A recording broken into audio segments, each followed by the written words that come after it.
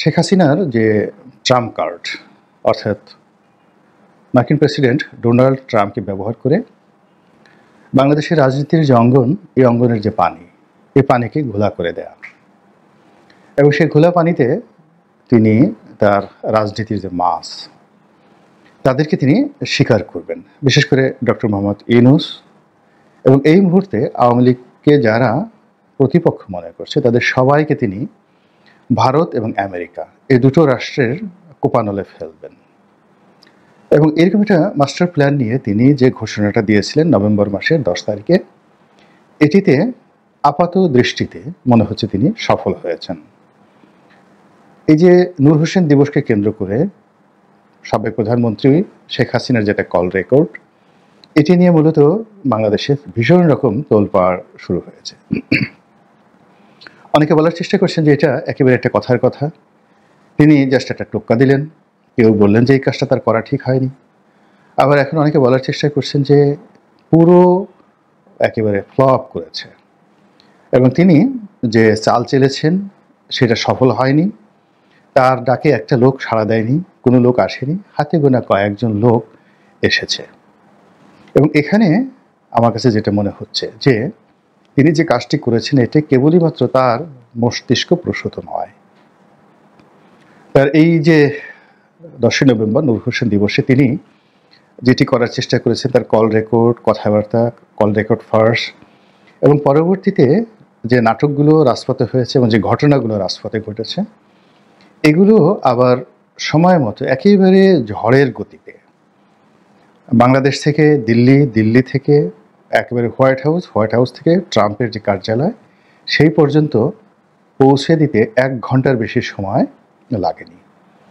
তাহলে বোঝার চেষ্টা করুন যে বাংলাদেশের সময়টিতে যখন এই ট্রাম্পের ছবি সহ লোকজন ধরা পড়ল, যেটি শেখ হাসিনা বলেছিলেন, এবং সেই ছবি সেনাবাহিনীর কর্তা এবং পুলিশের কর্তা সহ সেই ছবিগুলো তোলা হলো, সামাজিক মাধ্যমে ছড়িয়ে পড়ল এবং এর অল্প কিছুক্ষণ পরেই এটাকে নিয়ে ভারতের সবচেয়ে নামকরা পত্রপত্রিকাগুলোতে ভীষণ রকম নেতিবাচক একটা রিপোর্ট আসলো সেনাবাহিনীর সম্পর্কে, ইউনূস সরকার সম্পর্কে, বাংলাদেশ সম্পর্কে।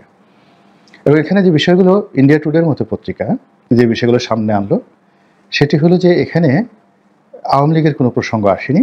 কিছু নিরপরাধ লোক, কিছু শান্তিপ্রিয় লোক যারা বাংলাদেশের নাগরিক এবং তারা মূলত ডোনাল্ড ট্রাম্পকে খুশি করার জন্য বা তার বিজয়ে আনন্দ প্রকাশ করার জন্য রাস্তায় নেমেছিল এবং তাদেরকে ঠিক সেইভাবে দমন করা হয়েছে, পীড়ন করা হয়েছে, পেটানো হয়েছে এবং গ্রেপ্তার করা হয়েছে।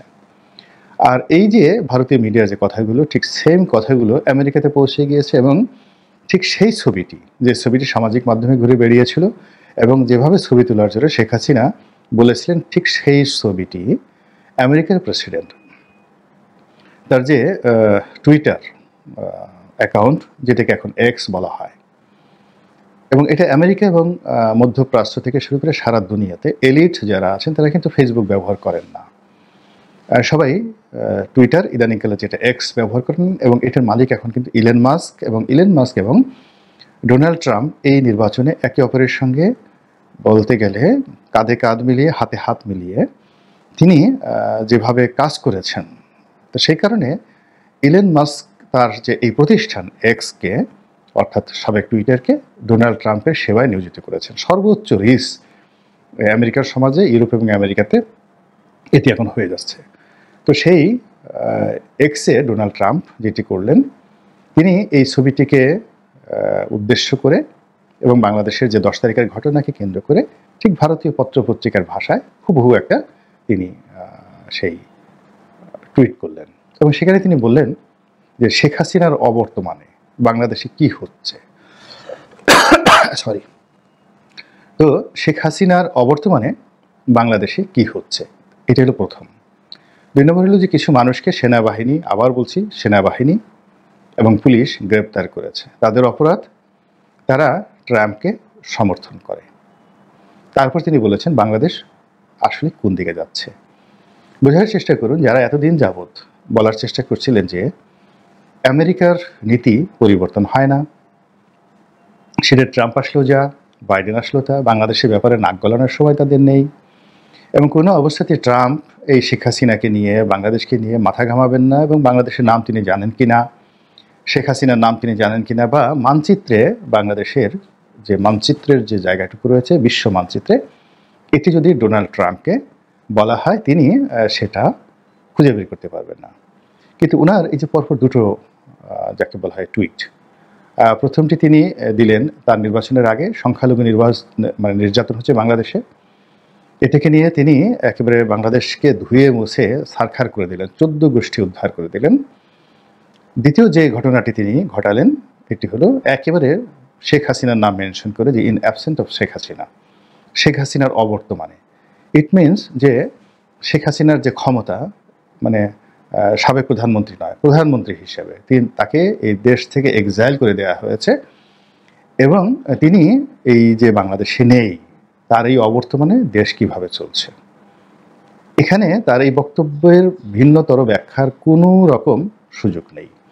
অর্থাৎ ভারত যেটি বলেছে যে ভারত শেখ হাসিনাকে সাবেক প্রধানমন্ত্রী মনে করে, এটি কৌশলগত কারণে, কূটনৈতিক কারণে ভারত বলেছে। কিন্তু ডোনাল্ড ট্রাম্পের এই বক্তব্যটা যদি বিশ্লেষণ করেন, তাহলে তিনি বলতে পারতেন যে শেখ হাসিনার লোকজনের উপর কেন নির্যাতন করা হচ্ছে, বিরোধী রাজনৈতিক মত এবং পথকে কেন দমন করা হচ্ছে, কিন্তু সেটা না বলে তিনি বলছেন যে শেখ হাসিনার অবর্তমানে বা শেখ হাসিনার অনুপস্থিতিতে কি করা হচ্ছে। ইট মিনস শেখ হাসিনার হাতে একটা ক্ষমতা আছে, তিনি কর্তা, এবং যে কোনো কারণে সেই কর্তা তার কর্তৃত্ব নিয়ে দূরে আছেন, অথবা তাকে দূরে ঠেলে দেওয়া হয়েছে। এবং এই যে তার যে দূরে চলে যাওয়া বা ঠেলে দেওয়া, এর ফলে যে অরাজকতা তৈরি হয়েছে, যে নৈরাজ্য তৈরি হয়েছে, যে অস্থিরতা তৈরি হয়েছে, এটি মিস্টার ডোনাল্ড ট্রাম্প একেবারে স্পষ্টভাবে বুঝাতে চাচ্ছে যে তিনি শেখ হাসিনার পদ, পদবি এবং এক্সাইল পুরো বিষয়টি সম্পর্কে তিনি ওয়াকিবহাল, এবং বাংলাদেশ সম্পর্কে তিনি যা কিছু জানেন স্পষ্টভাবে জানেন। 2 নম্বর হলো যে আওয়ামী লীগ এবং ডোনাল্ড ট্রাম্প এবং মিস্টার মোদি, এই তিনটি ত্রিভুজ একত্র হয়ে গিয়েছে। কাজে আমরা যারা ঘুমাতে চাই, এটা আমাদের ব্যক্তিগত বিষয়, আমরা কিভাবে ঘুমাবো, আমরা আমেরিকার এই হুমকি ধামকিকে অ্যাভয়েড করতে চাই, সেটা আমাদের বিষয়। কিন্তু নিচে নিচে, তলে তলে বা পর্দার অন্তরালে শেখ হাসিনাকে কেন্দ্র করে আমেরিকা এবং দিল্লি যে বিরাট একটা মাস্টার প্ল্যান প্রণয়ন করেছে, এবং সেই মাস্টার প্ল্যান অনুযায়ী তারা এই একটা অ্যাসিড টেস্ট প্রথম দিকে ঘটালো। এবং মিস্টার ডোনাল্ড ট্রাম্প এখনও ক্ষমতায় আসেননি, প্রেসিডেন্ট হিসেবে শপথ গ্রহণ করেননি, তার আগেই এই খেলাটা শুরু হলো, যেটি বর্তমান ইউনুস সরকারের জন্য রীতিমতো বিপজ্জনক। আমি শুধু বিপজ্জনক বলবো না, ইউনুস সরকারের সঙ্গে যারা সম্পৃক্ত রয়েছেন, তারা এই আন্দোলনের সঙ্গে যারা সম্পৃক্ত রয়েছেন, আপনি দেখুন যে আমি নিজে যে রক্ষা পাবো, কিংবা সাংবাদিক মাসুদ কামাল তিনি যে রক্ষা পাবেন, এর কারণ হলো আমরা ইদানিং নিরপেক্ষভাবে কথা বলার চেষ্টা করছি, কিন্তু আওয়ামী লীগ সরকার আসলে আমাদেরকে ছাড় দেবে না।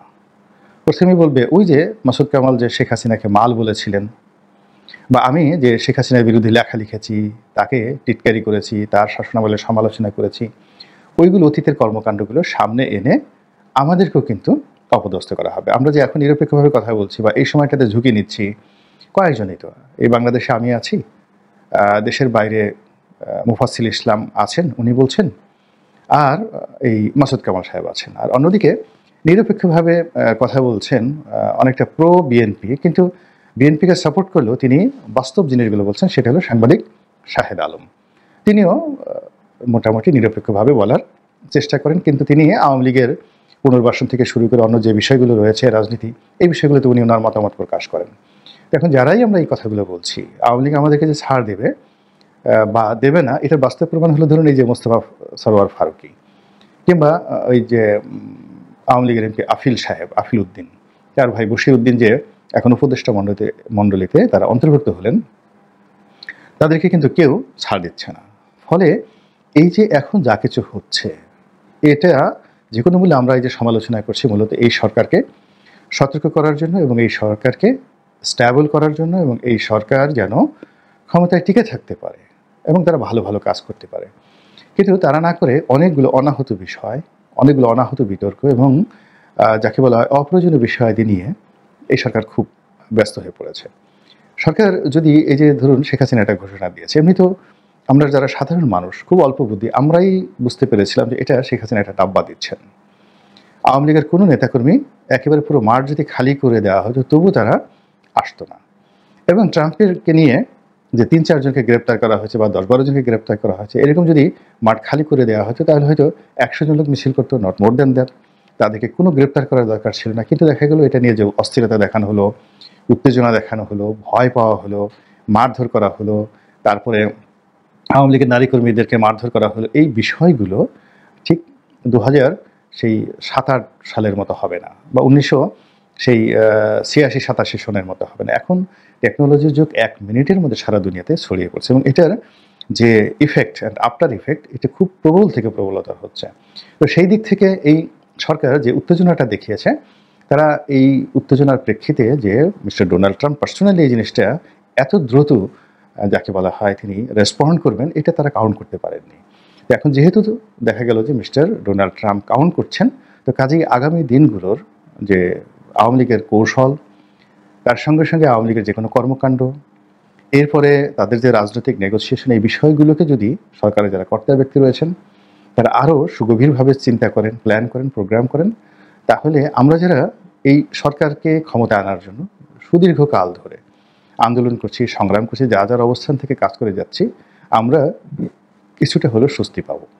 আল্লাহ আমাদের সবাইকে হেদায়েত দান করুন এবং হেফাজত করুন। আসসালামু আলাইকুম ওয়া রাহমাতুল্লাহি ওয়া বারাকাতুহু।